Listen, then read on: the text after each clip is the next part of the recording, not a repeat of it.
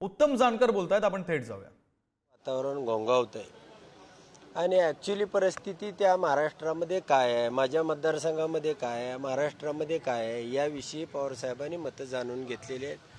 त्या ठिकाणी माझ्या मतदारसंघामध्ये जवळजवळ लाखाचा फरक पडत असेल तर मात्र माझं मत आहे की मी माझा राजीनामा निवडणूक आयोगाकडे देत आहे आणि माझ्या मतदारसंघामधली जी निवडणूक आहे ती तुम्ही बॅलेट पेपरवरती घ्यावी अशी मागणी आहे। त्यासाठी या ठिकाणी आज संध्याकाळी 8 वाजता आमचे कायदेतज्ञ सिंघवी साहेब, केजरीवाल साहेब, दिल्लीचे मुख्यमंत्री आणि आम्ही सगळ्यांची या ठिकाणी बैठक होणार आहे, चर्चा होणार आहे आणि पुढची दिशा त्या ठिकाणी ठरणार आहे।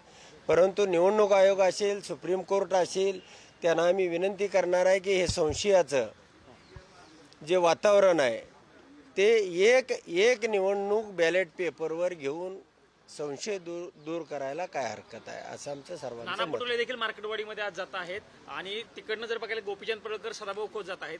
काय नेमकं मार्केटवाडीचं जाहीर सभा आहे? नाही, नेमकंच गेलं पाहिजे, जाहीर सभेसाठी नाही। त्या ठिकाणी लोकांचं काय मत आहे, लोकांचा काय आक्रोश आहे, तिथल्या लोकांनी दिलेली मतं कुठं गेली हे विचारण्यासाठी माझं मत खोत आणि पडळकर ऐवजी मुख्यमंत्र्यांनी सुद्धा गेलं पाहिजे आणि तिथल्या लोकांचं, महिलांचं, वयोवृद्ध लोकांचं सगळ्यांचं म्हणणं त्या ठिकाणी ऐकलं पाहिजे।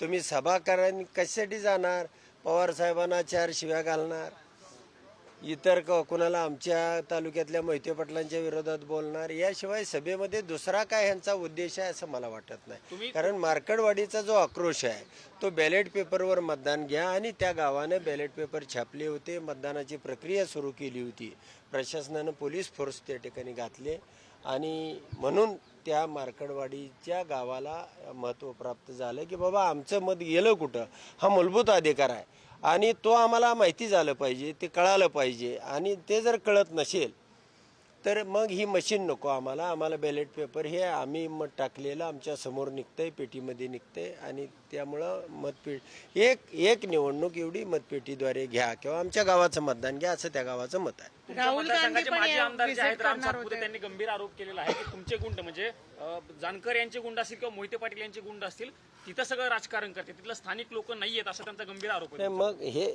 हेच सरकारनं मग पोलीस का घातले? जर गुंड असतील त्या ठिकाणी लोकांना मतदान घेऊ द्यायचं आणि तुमची मीडिया चौथा स्तंभ म्हणून त्या ठिकाणी निवडणुकीचं काम करत होते। सगळे मीडियाचे प्रमुख तुमचे ABP वाले त्या ठिकाणी ऑब्झर्वर होते, TV 9 वाले त्या ठिकाणी निवडणूक अधिकारी होते आणि मीडियाच्या समोर देशामध्ये लाईव्ह होतं। मग तिथं गुंड असतील तर ते देशाला दिसलं असतं आणि अशा पद्धतीनं तुम्ही लपवाछपवी करून किंवा इतर मार्ग काढून किंवा इतर भूमिका घेऊन असा हा विषय होत नाही। त्या ठिकाणी लोकांचं जे मत आहे की कोणत्याही परिस्थितीमध्ये आमच्या गावाचं मत कुठे गेलं हे आम्हाला दाखवलं पाहिजे। राहुल गांधी पण येणार होते मार्केटवाडीला, तुम्ही येणार आहे, त्यांची चर्चा आता बाळासाहेब थोरात साहेब गेले, अनेक लोकांशी चर्चा होते, खरगे साहेब आहेत, आमचे नाना पटोले साहेब आज मार्केटवाडी जाऊन परिस्थितीचा आढावा घेणार आहेत, ते राहुलजींना भेटतील, पवार साहेब आहेत, ते सगळे मिळून चर्चा करतील आणि त्या ठिकाणी निर्णय होईल।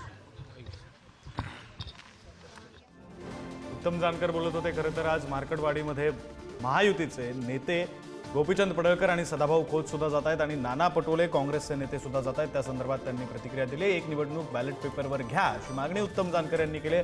खरं तर मुख्यमंत्र्यांनी स्वतः मार्केटवाडीमध्ये जावं अशी मागणी सुद्धा त्यांनी केली।